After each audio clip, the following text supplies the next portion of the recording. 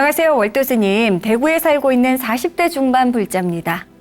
저는 중학생과 초등학생인 두 아들 두고 있는데요.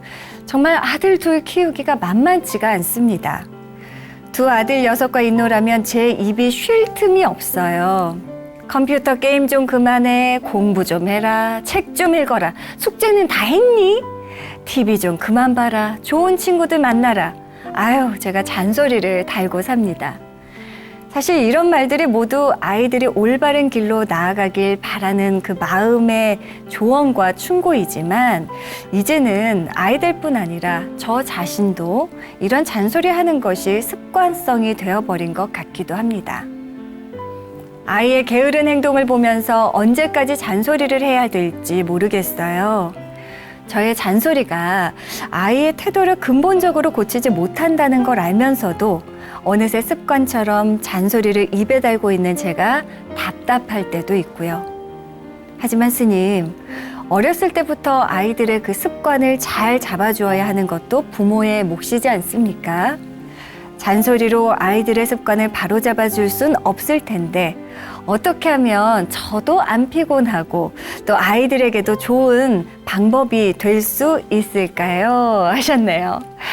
자, 아들 둘을 키우시다니. 요즘엔 전생에 뭔가 업을 많이 쌓으면 아들을 여럿 낳는다, 뭐 이런 우스갯 이야기도 있습니다. 그만큼 힘들다는 뜻이겠지요. 자, 아들 둘에게 늘 잔소리를 하셔서 고민이시랍니다, 스님. 볼 때는 이제 이 엄마만 이런 걸 느끼는 것이 아니고 모든 부모님들이 공통 부모일 것 같아요. 대개 보면 이제 이 세상에 느끼는 모든 자식들이 어머니를 바라다 봤을 때는 정확한 정보를 주는 분보다는 엄마는 뭘 알아야 몰라요. 뭘 몰라요. 왜 모르냐고 취급을 하냐면은 잔소리꾼이니까. 맞아. 근데 문제는 뭐냐면은 아이의 눈높이에서 시작을 해야 되는데 보면은 부모는 자식에게 모든 걸 다 주고 싶어요. 본인이 가지고 있는 것 이상으로 주고 싶은 욕심으로서 자식을 바라다 봐요. 그러다 보니까 내가 가지고 있는 부분은 이미 수십 년을 살았잖아요. 그렇죠. 아이는 세상에 나온 지 몇 년 안 됐어요. 그릇이 요만한 그릇인데 이만한 그릇을 퍼보려고 그래요. 근데 아이는 그 퍼보려고 하는 부분을 감당을 못하니까 택도 아닌 소리예요. 나는 이해하지 못하는 소리를 엄마가 계속 해야 안 해요. 계속 하고 있잖아요. 예를 든다면 바로 그런 거예요. 초등학교를 다니는 아이에게 세상에 사는 이치를 이야기하면 하나도 안 궁금해요. 그 아이는 지금 세상이 그냥 재미있기만 한 그 아이의 눈높이에 맞춰서 세상을 바라다 봐야만 정확하게 받아먹을 건데 나는 배가 하나도 안 고파. 근데 자꾸 먹으라고 해. 네. 나는 지금 목이 안 말라. 근데 먹으라고 해. 그러니까 엄마가 그 갑갑하고 아이는 하나도 갑갑한 게 없어요. 예를 든다면 이런 거거든요. 아이가 티를 입었어요. 근데 아이 보고 스스로 입으라고 그랬더니 옷을 뒤집어 입었어요. 그러면은 VT를 거꾸로 입었으니까 아이가 답답해요, 안 답답해요? 답답한데 이놈은 답답한 걸 몰라요. 그냥 그런 줄 알고 있어요. 근데 엄마가 숨을 쉬어요, 못 쉬어요? 엄마가 숨을 못 쉬어요. 엄마가 숨이 더 바빠. 그래가지고 바꿔 입으라고 난리예요. 근데 아이 입장에서는 엄마가 바꿔 입으라는 부분이 이해가 안 돼요. 왜? 나는 정상적으로 입었는데 왜 엄마는 그럴까라고 하는 부분이 답을 구하지 못해요. 근데 이 아이가 거꾸로 놀이터에 가서 그 거꾸로 VT를 거꾸로 입고 뛰다가 답답해요, 안 답답해요? 땀이 나고 숨이 차고는 답답하잖아요. 그러면 그 아이는 엄마한테 와가지고 엄마, 이 옷이 너무 답답해요. 라고 말하면 그때 바꿔주면 그 아이는 다시는 옷을 바꿔 입는 일이 없어요. 아, 옷은 이렇게 입는다라고 하는 부분을 알게 돼 있어요. 근데 아이는 스스로가 느끼지 못한 부분을 엄마가 먼저 나서 가지고 해주려고 하다 보니까 엄마는 잔소리쟁이지 내가 필요한 부분을 주는 사람이라는 생각을 하지 못한다는 거죠. 네. 잔소리라는 것도 마찬가지인 거예요. 아이 스스로가 뭐가 필요한지를 그 양을 정해서만 이야기를 해야 되는데도 불구하고 쓸데없는 것만 계속 하는 거죠. 아이가 받아들일 수 있는 부분은 20%밖에 없어요. 근데 엄마는 120%를 주고 싶어 해요. 100은 날아가요, 안 날아가요? 날아가는 거예요. 그렇기 때문에 기다림의 미학이라고 하는 부분이 필요하고 네. 요즘에는 도 중에 내비도라고는 도가 있대요. 내벼둬. 그러니까 간섭이라고 하는 부분도 사실은 필요할 때 간섭을 하는 게 좋지 필요 이상으로 간섭을 하면 오히려 그것이 역효과가 날 수 있는 부분이 분명히 있다는 생각을 합니다. 그래서 자식은 사실은 보면 그래요.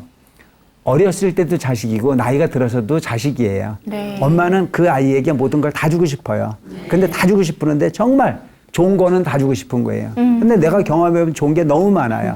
살아보니까 학교 다닐 때, 어릴 때 공부를 안 하면 나중에는 그 인생이 힘든 걸 뻔히 알아요. 근데 아이는 그걸 알아요, 몰라요? 몰라요. 냅두세요라고 하는 얘기를 하고 있잖아요. 근데 엄마는 갑갑한 거예요. 세상에 네가 뭐가 되려고 그러냐. 네가 조금은 지금 현재 노는 것보다는 공부하는 부분으로 마음을 내면 나중에 네가 인생을 살아가는 기회가 그만큼 넓고 편안한 기회가 많이 올 텐데 그 때를 넘어가면은 너는 그 기회가 점점 줄어드는 것을 엄마는 알고 있어요.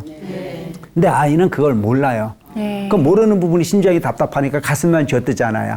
그리고 나중에는 하다 안 되니까 뭐라 그래요? 이제 자식이 아니고 뭐라? 애인수라고 그러거든요.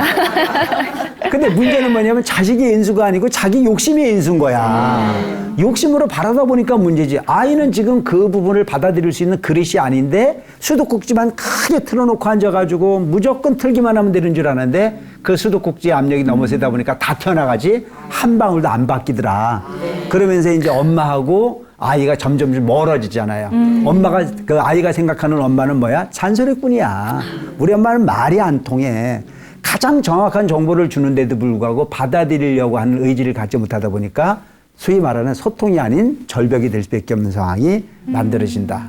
그래서 되도록이면 아이에게 잔소리를 하기보다는 아이가 뭘 요구하는지를 볼 줄 아는 엄마가 되라. 네. 아이를 비난하는 엄마가 되기보다는 아이의 칭찬거리를 찾아갈 수 있는 엄마가 되라. 그럼 여러분 비난은 쉽게 할 수 있어요. 결과만 가지고 뭐라고 하면 되니까. 그런데 칭찬거리를 찾으려고 하다 보면요. 섬세하게 관리하지 않으면 안 돼요. 그래서 엄마가 80을 이야기하기보다는 아이의 이야기를 80%를 들어주고 엄마는 20%만 이야기할 수 있는 엄마가 되시면 됩니다. 아시겠죠? 네. 그러면 잔소리 안 해도 돼요. 그러려면 뭐 어떻게 돼요? 아이한테 관심이 기울여져야 되는 거고 아이에게 귀를 기울여야 되는데 우리는 귀를 기울이는 엄마이기보다는 입을 먼저 여는 엄마가 돼서 아이들과 멀어질 수밖에 없는 경우를 만들어지는 것이 현실의 어떤 그런 소위 가정의 모습은 아닐까 싶은 생각을 합니다. 육신은 금물입니다. 때가 돼야 열매를 따는 거예요. 그 어린 나이에 뭐 그 소위 성적이 좋아지고 이게 중요한 게 아니잖아요. 공부하는 방법을 알고 공부를 왜 해야 되는지를 알았을 때 더 열심히 할 수 있습니다. 그래서 여러분 소도요. 지가 물을 먹고 싶어야 먹지요. 물에 갖다 담근다고 먹는 것도 아니에요. 아이도 마찬가지인 거예요. 그래서 부처님의 교육이라는 자체는 뭐냐면 응병여약이었다. 병을 알아 약을 줬다. 똑같은 밥을 줘도요. 배부를 때 주면 독약입니다. 배고플 때 주면 감노수예요. 그렇듯이 부모가 부모 역할을 하는 것 자체는 아이를 관찰하는 부분이고 아이와 소통하는 부분이고 그래서 내 얘기를 주입하는 부분이 아닌 아이의 이야기를 들어줄 수 있는 부분의 교육이 진정한 교육의 시작이 아닐까 싶은 생각을 합니다. 예, 아유, 감사합니다.